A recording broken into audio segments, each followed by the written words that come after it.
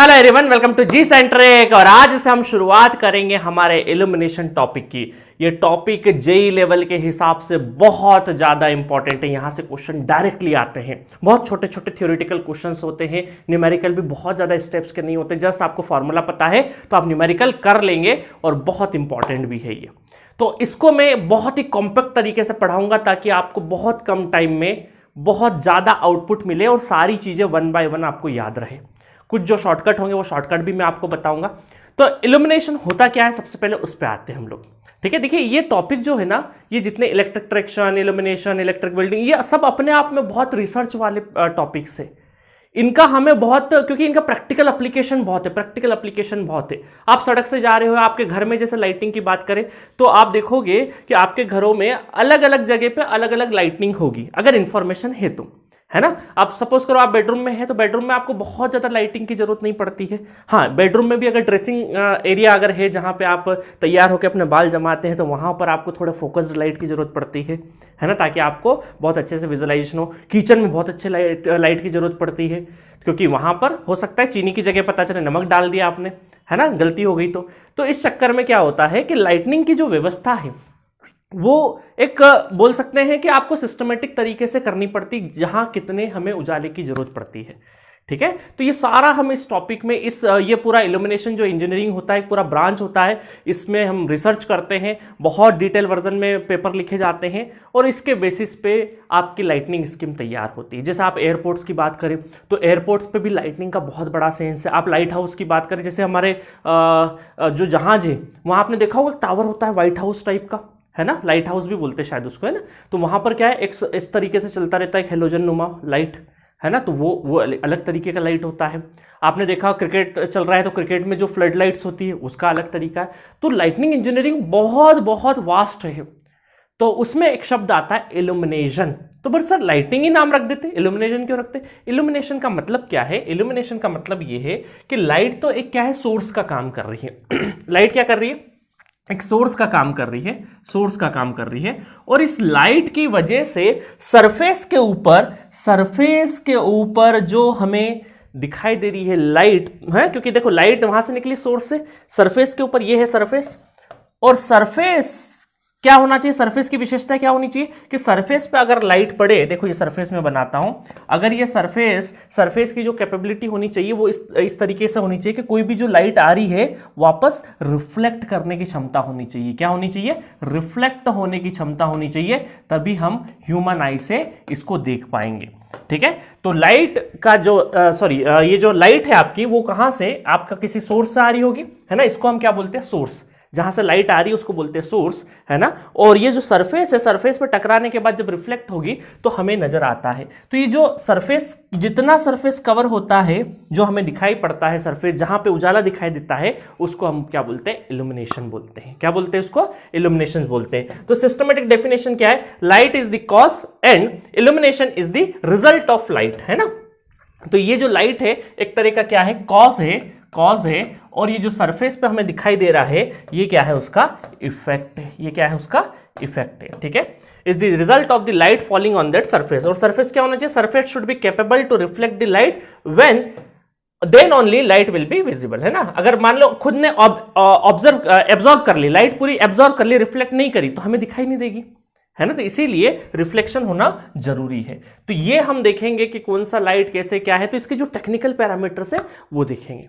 तो चलिए इस पूरे डिस्कशन को में हमारे एग्जाम पॉइंट ऑफ व्यू से अगर पढ़ रहे हैं इल्यूमिनेशन इंजीनियरिंग, है ना, तो इसको हम लोग दो हिस्सों में पढ़ेंगे। पहले हिस्से में हम बेसिक डेफिनेशंस और लॉस के बारे में पढ़ेंगे, है ना। एक दो लेक्चर में पूरा पूरा कवर होगा। बेसिक डेफिनेशंस क्या है, टर्मोलॉजीज क्या है, टेक्निकल टर्म्स के भाई इसको किस में मेजर करते हैं, जिसमें लुमिनस फ्लक्स, लुमिनस इंटेंसिटी, है ना, बहुत सारी चीजें आएगी। लॉस में दो लॉस है हमारे, वो अच्छे से पढ़ेंगे हम लोग यहाँ पे। और सेकंड सेगमेंट जो है वो टाइप्स ऑफ लैंप है। तो अलग अलग टाइप के जो लैंप्स है, फ्लोरेसेंट लैंप हो गए, सोडियम नियॉन लैंप हो गए, सोडियम लैंप हो गया, मर्क्यूरी बेस्ड लैंप हो गए, वो सारे लैंप हम लोग यहाँ पे पढ़ेंगे वन बाय वन और बहुत शॉर्ट समरी में देखेंगे। ठीक है, शॉर्ट समरी का मतलब ऐसा नहीं कि बहुत ऊपर से, बढ़िया अच्छे से डिटेल वर्जन में, ताकि आपको एग्जाम में सारा क्वेश्चन आपसे बने। ठीक है, तो ठीक ठाक तरीके से मैं आपको पढ़ाने वाला हूं, है ना। बहुत डेप्थ की जरूरत नहीं, क्योंकि इतनी डेप्थ की आपको, क्योंकि अगर डेप्थ में जाएंगे तो एक एक टर्म में आप ये मान के चलिए कि एक एक लेक्चर बनाया जा सकता है, बट उतना हम डेप्थ नहीं पढ़ेंगे, है ना। जितना हमें एग्जाम की रिक्वायरमेंट होगी उस हिसाब से हम लोग चलेंगे, ठीक है। चलिए, तो बेसिक डेफिनेशन में सबसे पहले है लाइट। भाई लाइट होता क्या है? लाइट कहां से निकलता है? It is the radiant energy. Radiant energy होती है फ्रॉम द हॉट बॉडी, है ना। सपोज करो मान लीजिए आपने एक वायर लिया, है ना, वायर लिया, इसमें करंट फ्लो कराया, करंट फ्लो करने के बाद I²R लॉस होगा, जिससे क्या हुआ? हीट प्रोड्यूस हुआ, है ना। हीट प्रोड्यूस करके क्या हुआ? रेडिएशन हो गए, रेडिएशन के फॉर्म में रिफ्लेक्ट हुआ, है ना। तो यहाँ it is the radiant energy from hot body, है ना। ये पूरा पूरा क्या बन गया? हॉट बॉडी बन गया एक तरीके से, हॉट बॉडी। ये तो मैंने एक एग्जांपल लिया, ऐसा कोई सा भी एग्जांपल हो सकता है। It is the radiant energy from hot body which produces visual sensation on the human आई। जहां पे क्या प्रोड्यूस करे? विजुअल सेंसेशन है, वो जो हीट है वो हमें दिखे भी सही, है ना। ऐसे तो नहीं तो पता चले, ऐसी हीट भी होती है ना जो हम टच करके देखते हैं, वो मैकेनिकल वाले पढ़ते हैं, जो दिखती है वो हम इलेक्ट्रिकल वाले, है ना, इलेक्ट्रिकल वाले पढ़ते हैं। जो हीट हमें दिखाई देती है, विजिबिलिटी होनी चाहिए उस हीट से जो प्रोड्यूस हुई है ना एनर्जी, उसकी विजिबिलिटी होनी चाहिए, वो क्या रहेगा हमारा, और उसको क्या बोलते हैं? इलेक्ट्रोमैग्नेटिक रेडिएशंस बोलते हैं, ठीक है। तो ये सिंपल लाइट का डेफिनेशन है। नेसेसिटी ऑफ लाइट क्या होनी चाहिए? The light is required in order to see the object clearly so that the quality of the work can be produced without having any stress on the eye. भाई देखो क्या होता था पुराने जमाने में, लेके चले कि पुराने जमाने में जब लाइट नहीं थी तब भी तो काम करते थे ना लोग। क्या करते थे तब? वो क्या करते थे? किस पे डिपेंडेंसी होती थी उनकी? सनलाइट पे, नेचुरल लाइट जिसको बोलते हैं। तो सूरज दादा जो थे वो अपनी एनर्जी देते थे, उसकी वजह से पूरा लाइट होता था। तो हमें जब हमारा ये जो आर्टिफिशियल जो इलेक्ट्रिसिटी आपको नजर आ रही है, ये जब नहीं थी, तब हमारे पास क्या होता था? लाइट का सोर्स सिर्फ एक था, नेचुरल लाइट, जिसको बोलते हैं सन से आने वाले रेडिएशंस, है ना। वो जब धरती पे टकराते थे उससे हमें क्या होता था? विजिबिलिटी मिलती थी, है ना। सपोज करो आपके हाथ में कोई एक ऑब्जेक्ट है और अंधेरा है, चारों तरफ अंधेरा, बिल्कुल लाइट कुछ भी नहीं है, है ना, रात है बिल्कुल, चंदा मामा वगैरह वाली लाइट भी नहीं है। आप गली में निकल गए और सुबह जब 6 बजे जब उजाला आएगा, सनरेज यहाँ पे इस ऑब्जेक्ट पे पड़ेगी, उसके ऊपर टकरा के आपकी आंखों में आएगी, है ना, रिफ्लेक्ट करेगी, वो लाइट आएगी, सनलाइट आएगी उस ऑब्जेक्ट के ऊपर, वो रिफ्लेक्ट करेगी, देन आपकी आई क्या करेगी? उसको देखेगी, है ना। तो ये विजिबिलिटी। तो इसका मतलब क्या था कि शुरुआत में जब यहाँ पे आर्टिफिशियल लाइट नहीं थी, सिर्फ और सिर्फ क्या होती थी? सन, जो हमारी नेचुरल लाइट थी। तो लोगों का जो कार्यशैली था ना, वो भी ऐसा होता था। आप देखोगे कि पुराने टाइम पे घरों में क्या होता था? खाना जल्दी बन जाता था 4-5 बजे कि भाई सूर्यास्त हो जाएगा, उसके बाद तो लाइट रहेगी नहीं, है ना, खाना जल्दी जल्दी खा लो। तो मेन जितने भी काम होते थे वो जब तक सन की रोशनी होती थी, सूरज की रोशनी होती थी, जब तक सारे काम निपटा लिए जाते थे। फिर रात में धीरे धीरे क्या हुआ? केरोसिन ऑयल मिलने लगा। केरोसिन ऑयल की मदद से क्या होता था? हम जलाते थे। मोमबत्ती फिर थोड़ा सा चेंज हुआ तो मोमबत्ती आने चालू हुई। मोमबत्ती के बाद में धीरे धीरे छोटे छोटे रूप में जब सेल डेवलप हो गए तो टॉर्च वगैरह आने लगी, लाइट आने लगी। ये तो 90s में जो लोग का जन्म हुआ होगा उन्होंने बहुत अच्छे से देखा होगा ये दौर। मैंने भी देखा है अपने बचपन में, चिमनियों में कई बार या मोमबत्ती में कई बार पढ़े हैं। ये नहीं था कि इलेक्ट्रिसिटी नहीं थी, इलेक्ट्रिसिटी थी बट आती ही नहीं थी घर में इलेक्ट्रिसिटी, है ना। कई बार 2-2, 3-3, 4-4 घंटे की कटौती हो जाती थी। तो उस तरीके से ह्यूमन है ना, ह्यूमन बड़ा एडजस्टेबल है। वो जैसे भी कंडीशन हो वो कहीं ना कहीं तरीका खोज लेता है जीने का। आदिमानव थे तो आदिमानव बिल्कुल चिंगारी निकाल के हमारा हीट वीट सब जनरेट कर देते थे, है ना। बट हम तो और थोड़े से, हमें इलेक्ट्रिसिटी, आज की तारीख में जो बच्चे उनको इंटरनेट नहीं मिले तो परेशान हो जाते हैं, है ना। 20 साल पहले इलेक्ट्रिसिटी नहीं होती तो परेशान हो जाते थे, उससे पहले अग्नि नहीं मिलती थी तो परेशान हो जाते थे। तो हर एक दौर में परेशानी का लेवल अलग होता है। आज मोबाइल डेटा नहीं मिलेगा तो परेशान हो जाएंगे। आने वाली जनरेशन क्या हो, मोबाइल डेटा तो स्पीड वाला हाई स्पीड इंटरनेट नहीं मिलेगा तो फिर दिक्कत हो जाएगी, ठीक है। वो तो खैर आ ही चुकी है जनरेशन का, हाई स्पीड इंटरनेट नहीं मिलेगा तो क्लासेस नहीं हो पाएगी। चलिए, तो यहां पर क्या हुआ कि धीरे धीरे नेचुरल लाइट के बाद जब हम आर्टिफिशियल लाइट में आए तो आर्टिफिशियल लाइट से हम लोगों ने फिर क्या किया, कोऑर्डिनेशन किया कि इसको इफेक्टिव तरीके से कैसे यूज करें, ठीक है। चलिए आखिर यहां पे आता वापस नेसेसिटी पे। The light is also required for the moment of the human being with out a collision with other object, ठीक है। सब एडवांटेज और नेसेसिटी दिखा रहे हैं, तारीफों के फुल बांध रहे हैं बस, और कुछ नहीं कर रहे हैं ना। The natural light may not be available all the time, hence it is necessary to have artificial light, ठीक है, सही बात है। The natural light of a solar system can be visualised by the eye with a wavelength of 4000 से लगा के 7000 angstrom, है ना, एंगस्ट्रॉम, ये लिखा होगा मैंने यहाँ पे कहीं पे, है ना, एंगस्ट्रॉम, एंगस्ट्रॉम, ठीक है। तो देखो यहाँ पर क्या है, ये वेवलेंथ को दो चीजों में मेजर करते हैं। ये विजिबिलिटी, अभी मैं आपको सेकंड स्लाइड पे बताऊंगा कि हमारे बहुत सारी अलग अलग वेवलेंथ की लाइट्स होती है, जो हमारी ह्यूमन आई जो देखती है उसकी जो रेंज होती है वेवलेंथ में अगर देखें तो 4000 से 7000 के बीच में होती है। और इसको अप्रोक्सीमेटली अगर मैं एग्जैक्टली लिखूं तो 3800 से लगा के 7800, तो कई कई सारी जगह पे आपको 4000 से 8000 भी मिल सकती है, 4000 से लगा के 8000 की रेंज भी मिल सकती है, ठीक है। तो घबराइएगा मत, अलग अलग जगह पे थोड़ा प्लस माइनस हो सकता है, 4 से 8000 या एग्जैक्टली देखें 3800 से 7800।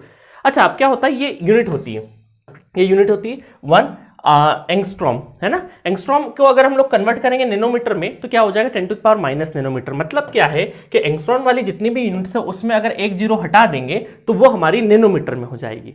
और अगर आपको मीटर में करना है, मीटर में करना है 10⁻⁻10 मीटर हो जाएगा 1 एंगस्ट्रॉम, ठीक है। तो आपकी ज्यादातर जो फेमस यूनिट्स है वो काय में होती है, वो या तो नैनोमीटर में दिखाई देगी या एंगस्ट्रॉम में दिखाई देगी। तो आपको सिंपल सा एक तरीका यूज करना है, मीटर में ज्यादातर दिखाई नहीं देगी, ज्यादातर आपको नैनोमीटर की ही उसमें दिखाई देगी।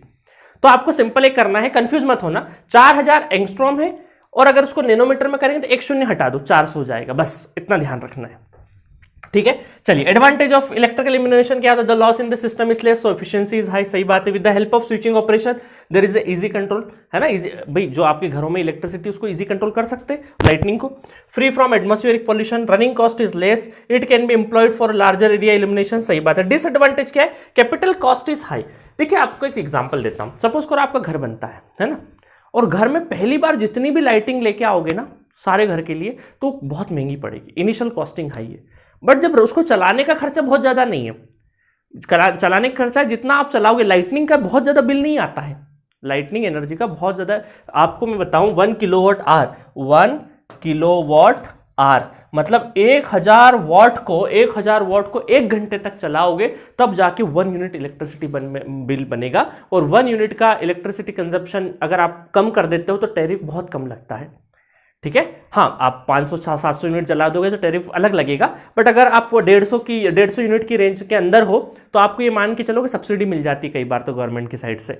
तो आप ये मान के चलो, तो ये तो जो हमारे लाइटनिंग बल्ब है आपके घरों में देखोगे 10 वाट 20 वाट 30 वाट, इससे ऊपर के ज़्यादा नहीं होते हैं, है ना। 30-40 वाट में सफिशियंट हो जाता है अगर स्पेशल पर्पस नहीं है तो इलेक्ट्रिसिटी इसका जो कैपिटल कॉस्ट है जब खरीदते हो तभी हाई है, क्योंकि देखो हम गवर्नमेंट ने देखा है एलईडी जब इंकेडेंस लैम्प को चेंज करके एलईडी के एडवर्टीजमेंट चलाए तो बहुत कैंपेनिंग करनी पड़ी, तब जाके लोगों ने बिल बदले, अपने बल्ब बदले, एलईडी पे आए, है ना। बड़ी मुश्किल से तो इंकेडेंस से सीएफएल पे लाए थे, सीएफएल से फिर एलईडी पे लेके आए, है ना।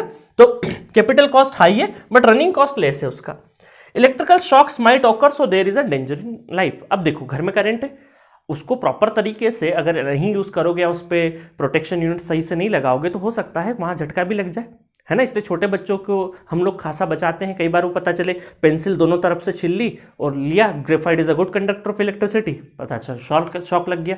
तो प्लीज जितने भी स्विचेस वगैरह नीचे की साइड में देते हैं वहां पर टेप लगा देना ताकि बच्चों की रेंज से बाहर हो, अदरवाइज बच्चे बहुत शैतान होते हैं, ठीक है। तो ये सिंपल सा एक इंट्रोडक्शन था जिसमें लाइट, नेसेसिटी ऑफ लाइट क्या होती है, एडवांटेज ऑफ इल्यूमिनेशन क्या होता है। अब चलते हम लोग मेन चीज पे। देखो ये जो लाइट को कैसे इसका फॉर्मूला है लाइट का इक्वल टू SC/λ, ठीक है। तो यहां पर C क्या है, C है स्पीड ऑफ लाइट जिसको 3 × 10⁸ मीटर पर सेकेंड में, किलोमीटर में करो 10⁵ आ जाएगा। H क्या है, कई बार क्वेश्चन आता है H क्या है, प्लैंक कांस्टेंट। क्या होता है प्लैंक कांस्टेंट, क्या होता है 6.625 × 10⁻34 जूल सेकेंड। और लेमडा क्या है, वेवलेंथ, जिसको नैनोमीटर में या एंगस्ट्रॉम में भी करते हैं, ठीक है। चलिए बाकी मैंने कन्वर्जन सारे के सारे यहाँ पे लिखवा दिए। अब चलते हैं विजिबल रेंज वगैरह होती क्या है। देखो ये मेरे ख्याल से वाइट बैकग्राउंड है तो आपको पता नहीं विजिबल होगा कि नहीं।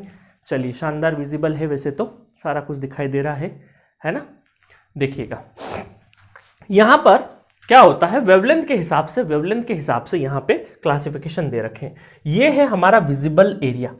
ये देखो यहाँ से आप देखोगे तो नैनोमीटर से बिल्कुल छोटे, बिल्कुल ये बोल सकते हैं 0.01, बहुत छोटी चीज से वेवलेंथ का है, वेवलेंथ के उसमें देख रहे हैं 0.01 नैनोमीटर से लगा के धीरे धीरे धीरे धीरे बढ़ते बढ़ते बढ़ते बढ़ते, है ना, इंक्रीजिंग ऑर्डर है, बढ़ते बढ़ते इधर जब तक जाते जाओगे तो किलोमीटर्स में जाते जाएगा, काय में चले जाएगा, इधर आगे की साइड में किलोमीटर्स में चले जाएगा। देखो नैनोमीटर से मिलीमीटर पे आए, मिलीमीटर से मीटर पे आएंगे, मीटर से फिर किलोमीटर पे चले जाएंगे।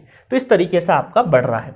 तो अब देखो यहां पर क्लासिफिकेशन है कि ये जो बीच का एरिया होता है ना, बीच का एरिया जहां पे 380 का मतलब क्या है, ये नैनोमीटर में, इसको एंगस्ट्रॉम में लिखूंगा तो एक जीरो और बढ़ा दो तो ये एंगस्ट्रॉम में हो गया। और यहां पर आप देखोगे 7800 या 8000 भी ले लो, कोई दिक्कत नहीं है। अप्रोक्सीमेटली इसको हम ये बोल देते हैं कि 4000 एंगस्ट्रॉम से लगा के 8000 एंगस्ट्रॉम तक क्या बोलेंगे, विजिबल रेंज बोलेंगे। इस वेवलेंथ में ही अगर लाइट मिलेगी हमें, इस वेवलेंथ की लाइट होगी तो ही ह्यूमन आई देख सकती है, अदरवाइज नहीं देख सकती है। ठीक है, तो इसको बोलते हैं विजिबल स्पेक्ट्रम। और विजिबल स्पेक्ट्रम में ये कलर होते हैं, ये कलर को भी मैं बताऊंगा कौन कौन से कलर क्या क्या होते हैं। ठीक है, आई बात समझ में। तो यहां पर आप ध्यान रखना। इसके बाद जो आएगा वो इंफ्रारेड आएगा। देखो रेड आ गया, आखिरी रेड है। रेड के बाद कौन सा आ गया, इंफ्रारेड, जिसकी रेंज क्या है 780 से लगा के 1 mm तक होता है। फिर माइक्रोवेव, फिर रेडियो वेव। और इधर आता है अल्ट्रावायलेट, इसके पहले विजिबल के पहले कौन आता है, अल्ट्रावायलेट, एक्सरे, गामा रेस, ये सब इधर। तो ये देखो एग्जांपल भी दे रखा है, मेडिकल इक्विपमेंट में यूज करते हैं। सनलाइट का यहाँ पे रहता है ना, विजिबल लाइट। फिर ये हमारा थर्मल, इंफ्रारेड, माइक्रोवंस, ये हमारे रेडियोस वगैरह जो एंटीना वगैरह जो रेडियो वगैरह है ना, हाई फ्रिक्वेंसी जितना भी है वो इधर वर्क करता है।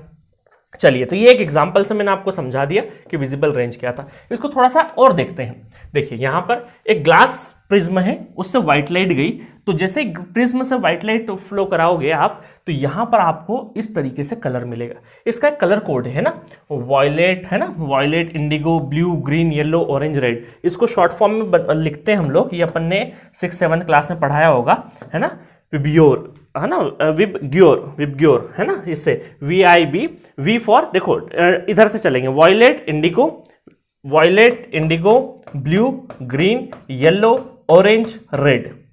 ठीक है, तो ये शॉर्ट फॉर्म है याद रखने का। अब देखो यहां पर मैंने क्या किया, और थोड़ा सा याद रखने के लिए कि 4000, 5000, 6000, 7000, 8000 एक रेंज बना दी, 4, 5, 6, 7, 8। तो देखोगे 4 से 5 के बीच में 3 कलर आ जाएंगे। कौन कौन से कलर आ जाएंगे, वॉयलेट 4000 पे खड़ा है ना, इंडिगो 4400 और ब्लू आपका 4750।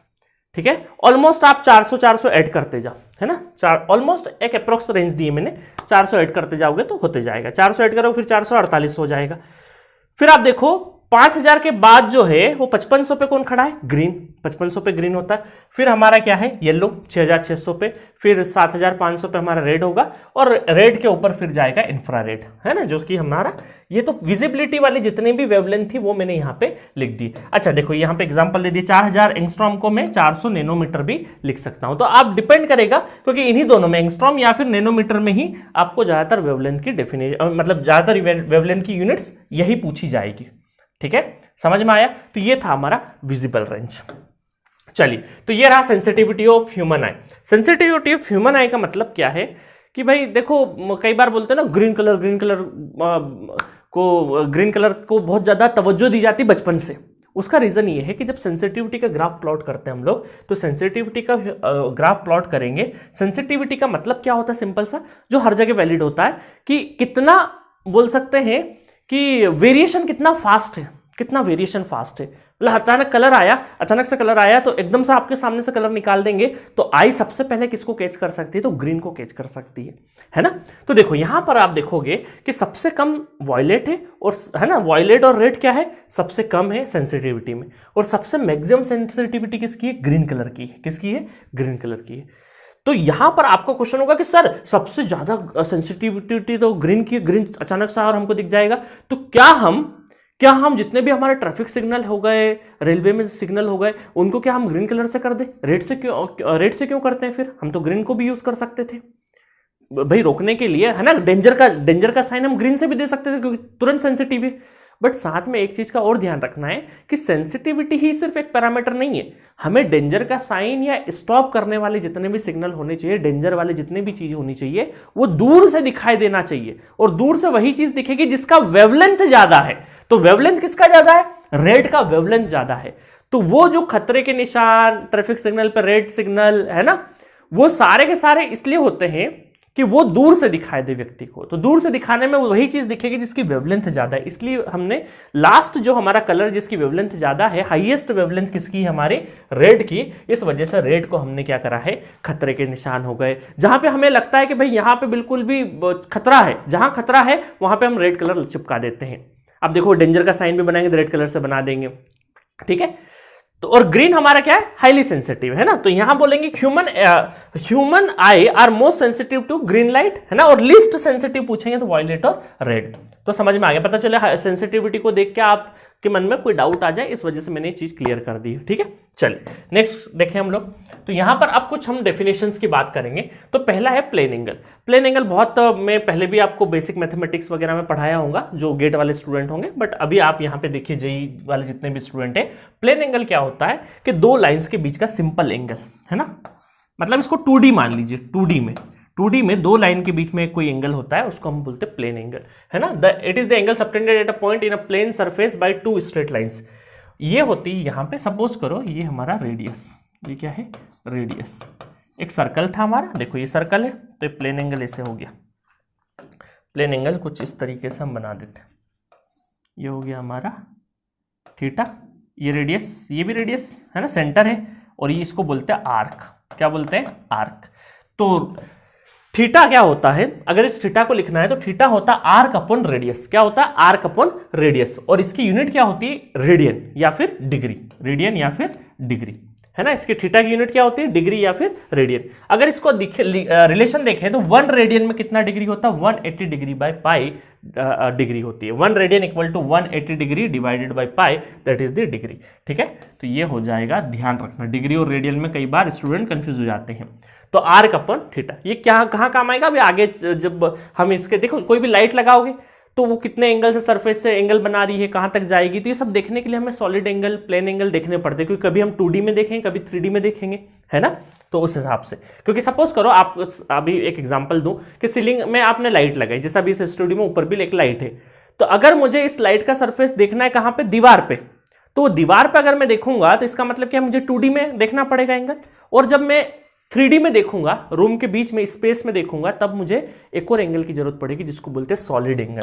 क्या बोलेंगे, सॉलिड एंगल। तो सॉलिड एंगल क्या है, एक तरीके का स्फेयर है, स्फेयर या फिर आइसक्रीम का कोन देखा है ना आपने, आइसक्रीम का कोन देखो, आइसक्रीम का कोन, ये आइसक्रीम का कोन है ना, आइसक्रीम का कोन है ना आइसक्रीम का, उसको उल्टा कर दो, उसका उल्टा कर दो, तो यहां पर जो है ये जो एंगल कहलाएगा, ये जो एंगल कहलाएगा, इसको अब ओमेगा से डिनोट कर दो। थीटा से डिनोट हमने प्लेन एंगल कर लिया, ओमेगा से किसको डिनोट कर दिया हमने, किसको डिनोट कर दिया, हमारे सॉलिड एंगल को। ये सॉलिड एंगल, ये सॉलिड एंगल का क्या है, रेडियस वही रहेगा, है ना, रेडियस वही रहेगा, और ये हमारा एरिया है, ये पूरा का पूरा सरफेस एरिया, ये पूरा का पूरा क्या है, सरफेस एरिया, ठीक है।